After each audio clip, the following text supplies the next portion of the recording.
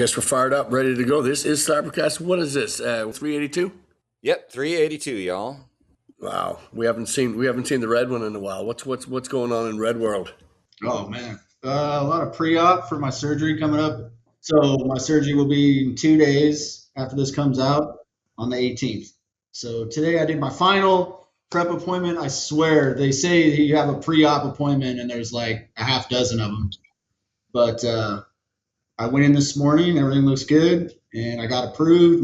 Everything's approved from the insurance, so we're green light. So this Thursday, the 18th, I'll be going in. I'm going to video when we go in. I know they said no phones, but I'm bringing it in anyway. Wait a minute. So you haven't had it done yet? I thought you had it done a month ago. I thought No, they I said at every single conversation, every single day that we're out. It's how is he? How did the surgery go? Oh yeah, it went great. He's a woman, and he's got extra appendages now. He's just, I mean, every single day, so next week. Yes. It reminds me of this story when I first moved to Texas, and I'm setting up my, utilities, and I call the lady and I'm like, hey, I need to set up the gas for this house that I moved into. And she goes, all right, what's your last name? I go, Newton. And she goes, Mootin? And I go, no, Newton with an N. She goes, oh, okay, Mootin. I swear to God, I can't make this up. I go, no, like Fig Newtons, like Isaac Newton, like Newton. She goes, okay, I got it. Muton, Muwton. I go, yes, that's it. You got it. My bill came in the mail. It was Kevin Muton. I just left it. Good Lord. I gave up. I'm like, anyway, are you sure it wasn't mutton? Like lamb? No. I wish. It had a that W. would have been tasty. That would have been a tasty last name. But surgery everything's good. I had a few things that came up, right? It takes I had to have a few weeks off prior to get everything done and approved and get my leg calmed down. Good news is I got little to no swelling in the leg today. I can straighten it close enough. It's not 100%, but it's where they want it to be. And I did everything like they said, and so we're ready to rock. So it's go time. Slight changes in this procedure. They're doing a little different variation of how they're going to do it. They're not able to screw it in because if I've had previous surgeries, they said I've got these holes in my bones that they're not sure when they take out the other parts from the other surgery, the other screws, that they're going to grow back. And so they're going to cement the knee replacement on instead of screwing it in. So a little different. He did tell me, you're probably not going to be 100% pain-free with this method, but I was like, that's fine. We'll just deal with what we got to deal with. Well, he knows you're married, right? Yeah. That's it. Yeah.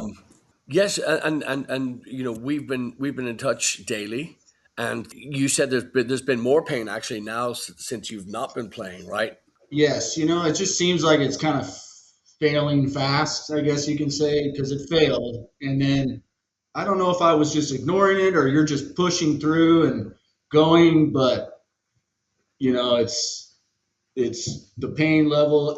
They go in there, what is it? Is it 0 to 10? And I'm always like 4. I never, even if it's hurting, I don't know. I tend to downplay it. And, this last week, I'm like, this thing's an 8. Like, there's days where I haven't been able to walk, where I'm looking for the wall, or I'm like, man, I need crutches. And then there's days where it's fine. So I think it just gets aggravated, but that'll soon be no more. So I'm excited to get this done. I'm ready. I wish it was today. I'm like, man, once that happened, I'm like, let's go now. Can we speed this up? And, obviously they can't, but. You followed the rules. You've done your homework. You've done all the prep work. You've even gone beyond, as we predicted you would. Chad and I have been, the last couple of weeks, just saying this very thing. So the fact that it's coming now and it's never going to go the way you planned. The way you planned was, you wake up one day and it's healed. But at the same time, you've got, now you've got this crap under control, and you've got an end date, and you've got Kurt coming in town. And it's just everything's just shaping up. I know it's going to be a big success, and it's going to be, well missed. We've had a couple of drummers come in and sit in, which has been very, very weird, very fun. I think the strangest thing for me has been the new ideas that crop up when, you get somebody else, when you get somebody else in that driver's seat and they have, be it a mistake or their interpretation of what, you've been playing. The drummers, every single drummer has said on multiple occasions how good you are and how much fun they have jumping in this seat, jumping in this place. But there's also been a huge amount of not rethinking, but just this whole new light shed on these some of these parts. One in particular that jumps to mind is the tango that we put in the middle of Delilah. Both James Edwards and Keith York had jumped in with big Latin parts and gone from this tango, this kind of straight tango thing, to this not intricate, but just very, very frilly, drum solo esque, piece that's gone in there. And it's like, oh, I mean, because we just kind of kept it nice and straight. So some of the things that we had worked on for a long time when you had joined was just figuring out your style, what you were going to put in there.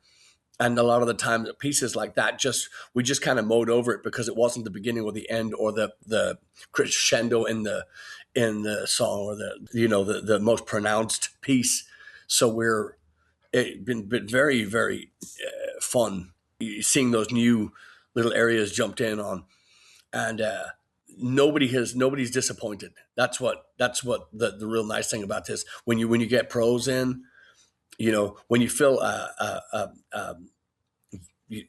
really important spot like yours, and you just can't have a mediocre or somebody that's going to cut corners. You can't have that. You just can't. And we've been really lucky, really lucky that these guys have taken it so seriously and played so well. Put so many good pieces on it. Yeah, it's cool. I like listening to some of the rehearsal stuff. I go through. I'm like, oh, that's a cool idea. You get so used to doing things a certain way, and then you Yeah. hear like, yeah, they're painting this part red just like you are, but their brushstrokes are different, and you're just like, oh, shit, I never even thought of that. That's kind of neat. So I like it. I think it's Yeah, cool. along those lines, when Justice played with us last Wednesday, he told us ahead of before we started playing with him. So like I'd learned the songs, but there's some things where I did learn Turbo's part, but I'm putting my own thing on it. And we're like, cool, that's fine, as long as you know the song. And the thing that was most notable to me, which I thought was pretty cool, is at the beginning of PLFM, which I do have video of, thanks to his friend Tara, who was there that night. She filmed some video. In the beginning of PLFM, instead of doing the toms, he turned it into a press roll snare, like a military press roll. And it was like, well, that's interesting. It made it work. It was the exact same pattern, but just on the snare. So I was like, okay, cool. Oh, yeah. Sing when they sing. Hey. Oh. Hey. Oh. Hey. Yeah. It's cool. Yeah, they're all very musical, which is, I think, imperative for our side. One of the funnier stories has been just funny and strange that Keith York has, because Keith is a little older than. I know a lot of you said that we couldn't get older than me, but we did.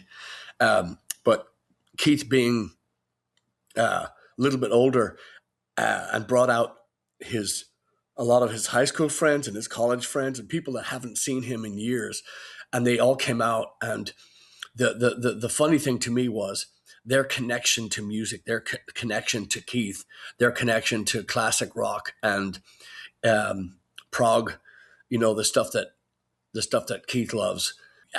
Again, coming to see us is kind of to me is kind of like coming to see AC/DC after a Rush or after Dream Theater. You know what I mean? Like. But they were able to put he was able to bring them back to their youth and vice versa. And also Keith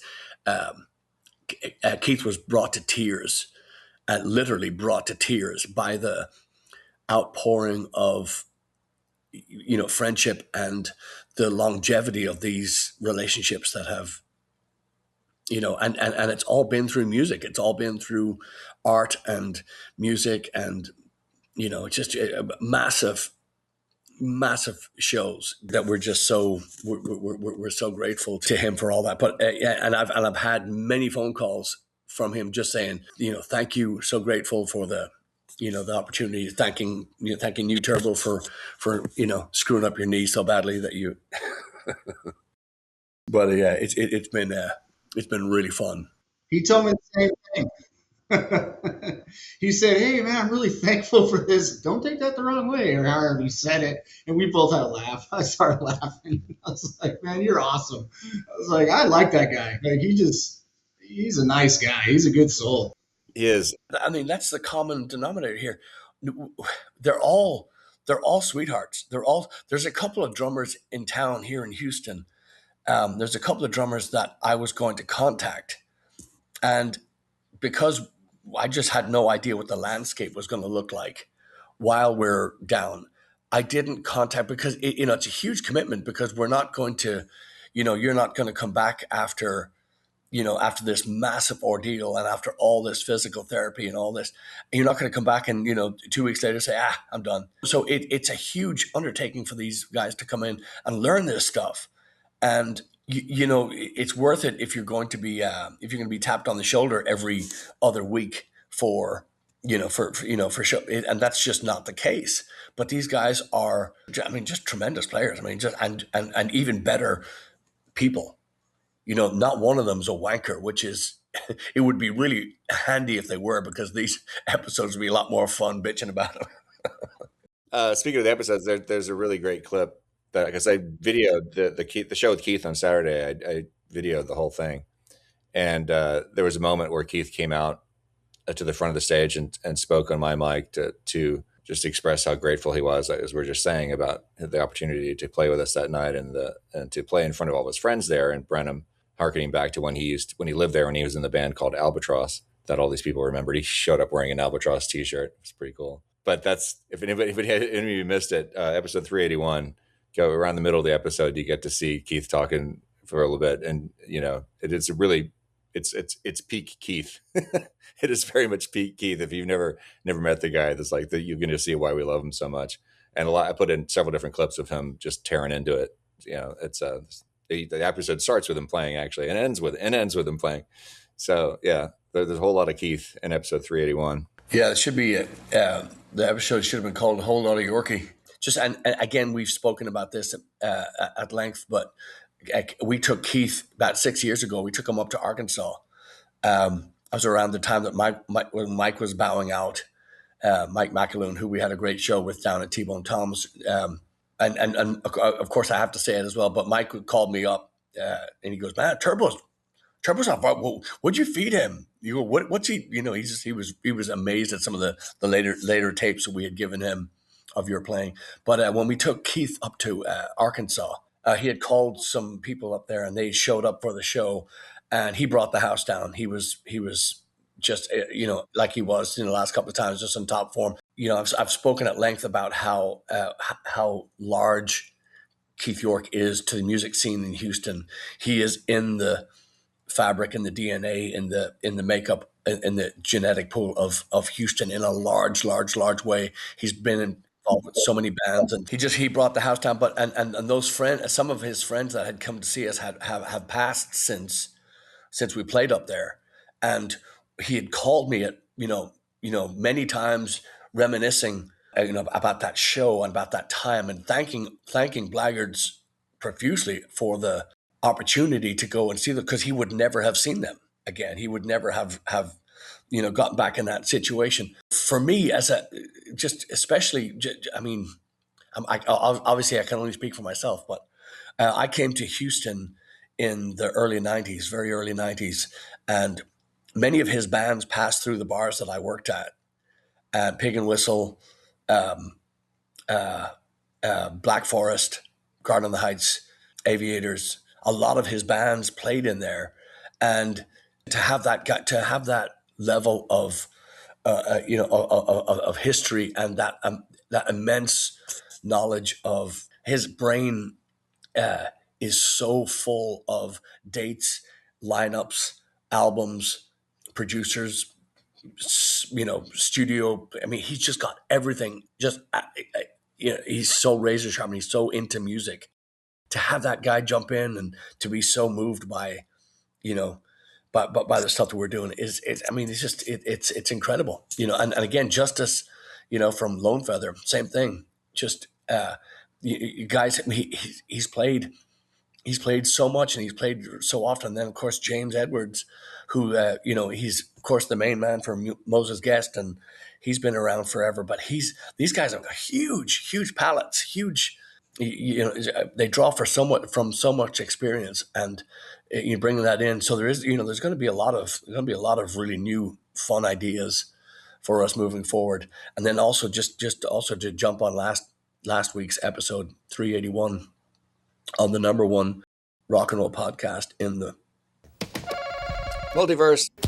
Yes, very good. Multiverse, dang it. I didn't hit on Yes, it's all right. Chad's gonna edit that to where we're all like, Sesame Street.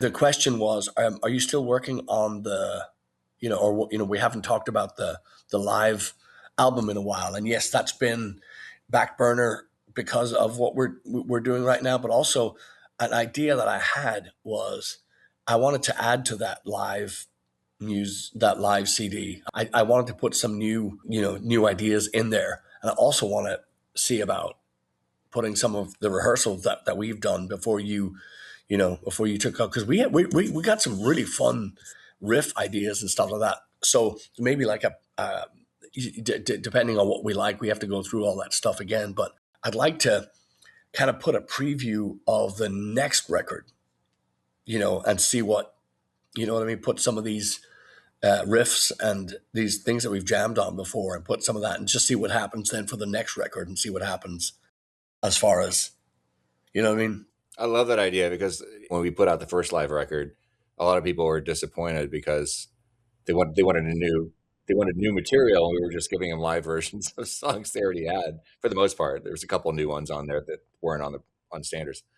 But I think if you're saying we kind of make it something different, not just a live album, but piece together from different things, and that sounds like it'd be a lot of fun. Yeah, but it's also really different too. We need to put in different ingredients, because everybody's, and the reason why, in our defense too, the reason why we put that live record out was everybody's said, and I mean everybody said, Blaggards is a live band. It's a live band. Got to see them live. We need a live record. Well, we did a live record, and it was early on, and we knew that we could play the songs, but it needed a little bit more kicking around before we put them out like that. We just tried to do them fast and, play them well and whatnot, but you need a little bit more than that, which is what we've done on this record. Is we put more time into the arrangements and just made it a little bit spicier for the consumption versus, that's just how we do a little faster, a little bit,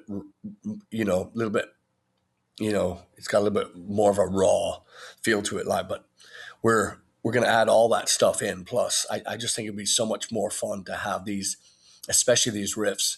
Chad used to, at sound check, we do a riff or we do a segment and we go, man, that's got to be something. We got to, okay, let's kind of file it away. But that stuff needs to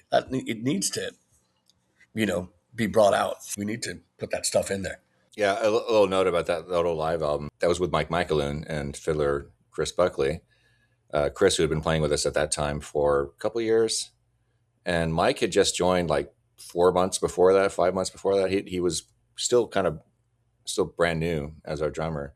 So, I mean, we were tight, but we were also, there was a couple things we just learned right before that. I think Spancel Hill was pretty fresh. We hadn't really ironed that arrangement out quite yet at that point. But the thing I always think about when I listen to that record is how fast everything is. We were just ripping through everything like crazy. So I was like, particularly, the way Leaving Your Liverpool sounds like on that is nothing the way we do it now. But anyways, it's an interesting little time capsule that was captured in a fleeting moment. Yeah, there's plenty. There's the easiest thing to do is critique. The greatest lesson from that was you need to treat it like you're treating a studio record. You need it meaning you've got to go in. You've got to know your parts. You can't learn them on stage, and you certainly can't just double the speed and get it over with. We do that live as a joke sometimes. I know we did I think it was with Keith. We're playing one song. I decided to do like the 10x version of Galway Girl in the middle of something, and we just tried to. And it's one of those things. It could work if I had told anybody we were going to do it. Well, we didn't do it, and we're changing chords at lightning speed, throwing lyrics in there, and then just trying to do that melody, which is sounds very simple, but it's at 10x, it's going to be muddy to say the least. But yeah, moving on, the shows that we have coming up are all in and around Houston, and we're going to have we're going to get as much Turbo time as we can going forward. He's been he's sitting right there. You can ask him yourself, but it's been crazy. He's had another son graduate, and getting ready to fly the nest, and with a successful business and a wonderful family. It's been, and the surgery coming up too, with other little hiccups thrown in there. It's been really difficult to coordinate time. So, but we're going to do our best to keep him on here so we can do this. It's really been fun trying to keep this going weekly, to keep the number one rock and roll podcast in the multiverse going weekly, and coordinate schedules, and it's just been. But we're committed to it, and we're certainly thrilled that we've had so much great feedback. And also coming up in the coming weeks too, we're going to get these drummers on. Especially, I want to maybe do a hidden camera thing and just get them to talk some shit about Turbo, so we can, Oh, I love that. Please do that. Don't make that just a joke. Make that real. Make that real. I'm on it. Yeah, trust me, I'm on it. I do want to say something too. I've been getting an outpour of messages from people all over, and I just want to say here, hopefully you're listening. The ones that are messaging is, I'm not a huge DMer. I sort of have restraints on some of that, but I try to reply to everything. But I appreciate everybody reaching out, and I've had so many people ask to help, and so many people asked to do things for me. And when I turn down the help, it's not personal or nothing. I have my system in place, and but I'm very thankful for everything. So I just want to tell everybody thank you for that. And it means a lot. Yeah, that's unusual because you're not usually very grateful at all. So that's, I'm glad to see you've changed. I was hoping Yeah. I was hoping There's always a first for something. I was hoping that they would throw some gratitude in there. Well, along with the new knee. No, I'm only kidding. I'm only kidding. There's been everybody at every show, and everybody that we come across has been asking for you. It's very, very cool. And as far as the rehab goes, we're gonna keep in touch on this. I don't know. I can't think off the top of my head what the next show that we have. I know that we just booked a rehab on the Bayou, a doubleheader with Lone Feather. It's going to be Saturday in July, I think. And then we're going to. Do we have anything else in June yet? I know I've got some things that are tentative. Okay, I don't know if we'll be able to get another episode with Turbo before he heads off to the knife, but we will do our best to make that happen. And also, I'm going to be gone for a week, so I'm going to be completely out of. I do have some tentative shows that we're working on this month. I don't know if it's too soon to get them up and running, but fingers crossed we can get something going. But we are going to have we're definitely going to be going to have our vitamin T on here as often as we can. Yeah, like I said, we're going to we're send our best. We're going to stay in touch. I know that you've got everything in place, but at the same time, we're going to, we're here for whatever you need, and we'll keep the messages. We'll keep forwarding the messages to you and whatnot. So We also probably going to be doing some more shows with Mike as well, right? We haven't really worked that out yet. yeah, that was one of the ones that had come up. I wasn't sure when that we could make that happen, but there's also a possibility of a couple of Galveston shows coming up. And anyway, so like I say, it's just been difficult to book because we've been so up in the air as far as schedules and whatnot go. We just didn't know who and what would be ready by what time. So June's going to be a little bit weird. July and August look good. But we'll every step of the way, we'll keep you up to date here on SlapperCast, and we'll keep the turbo updates. That our social media is pretty amazing. And then next week, I'm going to see if I can get my shit together and I went to see the one, the only Doug Stanhope last week, and I'm going to tell you something. Not only am I a huge fan, but lucky enough to call him a friend. He easily is my favorite comedian of all time. He's going to be doing this is as serious as it gets. He's going to be doing his best of tour next year, and I'm going to do everything within my power to get a show together to where we can open for him.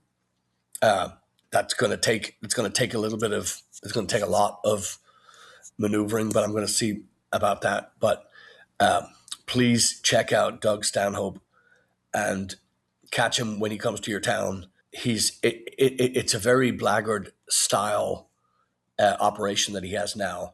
His I mean, again, I don't want to speak out of turn, but he basically is doing all his booking and everything himself, and he is as great a better comedian I've never seen, a quicker mind, a more brilliant person I've never met. He's just the top. So I'd like to, just put. Actually, we were lucky enough to have him here on SlapperCast, and he was just so gracious with his time. We had to put it into 2 episodes because it was just, and we were the ones that told him that he needs to go attend to his life because he was just brilliant. He's just not just a great guest, but anyway. So long story short, you must check out the one, the only Doug Stanhope. Do yourself a favor. Patty, was that the first time you'd actually met him in person? Because I know you talked on the phone a lot. I stayed at his house in Bisbee, and I met him there, but that was my first time. So we went to the show here in Houston, the Improv, and great. I've got to tip my hat to Improv Houston. They have it down. Staff were tremendous. We sat front row, just brilliant, very comfortable, very, very nice, and blah blah. And then the end of the show came, and he didn't bring merch with him this time, so he was just saying, signing whatever. And I didn't want to take anything away from people that were getting stuff signed, so I just texted him when we left. And I said, "Hey, great show," and he said, "Shit, he's still here." So we turned back around, we went back, and we just got to hang out. I swear we talked for 40 minutes. Nice. Somebody like this has got people in every single town, and to know somebody for him to recall your name, the situations, and all that stuff, just brilliant. I mean, just amazing character and just brilliant brain, just unstoppable humor. Man is brilliant. So we got to hang out. Lovely visit, and and he said the same thing again. He said, you're always welcome in Bisbee, such a thrill. So yeah, he's one of a kind, the best there is. That's really cool. Yeah, he's a good dude. I haven't met him in person yet, but we did have that 2-hour conversation with him. That was right in the middle of the pandemic when we did that show with him. It was so much fun. because that was back when we were all meeting in person to record the shows at Patrick's house, and we had the first time we rang up Doug to do the show, there were technical issues and we couldn't make it work, so we reconvened for the next day, or I think it was the same week. I think we did it, but that's all. Well, I edited all that into the episode, so you get to see the initial attempt and failure at making the show work. But you can hear him on the phone with Patrick. It's a really fun episode. Yeah, and he tweeted that, you know, as soon as we'd agreed to the episode, he tweeted that he was doing a podcast with Blaggards. His life was, you know, complete. It was just a, you know, it's one of those things. Oh my God, you see somebody. So anyway, yeah. So that's our public announcement right there. But so we are going to be back, and hopefully we're going to get one more sober bad knee interview with Turbo. I'll make it happen. Yeah. Yeah, I'm going to go be a pirate on a ship for a week. So when I get back, hopefully eye patch, and hopefully I'll have a wooden leg as well. So we'll make it happen. But anyway, listen, this is SlapperCast. You have been wonderful. Thanks for tuning in. This is Turbo. That's Chad. And we didn't even get to say, how was your birthday, Chad? Oh, it was great. It's great. My mom and I went to dinner at for old time's sake. We went to the original Star Pizza location on Norfolk, which I hadn't been to in God knows how long. Because we usually, when we get Star Pizza, my mom lives in the Heights. We'll go to that one on some Washington. But that was a great trip down memory lane, and seeing that whole shopping center that's over there where Sound Warehouse used to be, I think is about to be torn down. Nothing. The Amy's is gone. Freebird's gone. I think those were the last two businesses that were running out of that complex. I'm a little sad to see that. I mean, there's nothing been going on. I mean, Stag's Head's long gone, all that stuff. But there's so much history in that one little area of Shepherd and Greenbrier. You got Whataburger, 59 Diner used to be there. Sound Warehouse. It's insane. But anyway, it was a lot of fun. That was my first time performing live. It was my first show. Was in the Rhino Room, and that's right behind there. So yeah, glad it's gone. I don't need any memories of that place. All right, yeah, Sandman Street. Let's roll it. Y'all have been fun, and thanks for jumping on there, Turbo. Get your knee fixed, and let's get back to rock. Back to rock. All right, y'all. We'll see you next week. Cheers.